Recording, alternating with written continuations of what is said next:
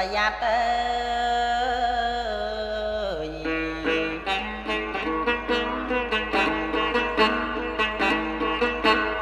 ជាងបងហែករនីបងកាត់ឲ្យនួនប្រយ័ត្នប្រលុបបងដល់ដឹងពីប្រលុបមកស្វាមាននឹកកលយានគឺតែដាច់ខ្យល់អើយ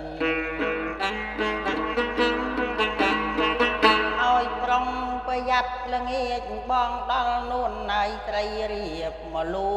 ស្លាយ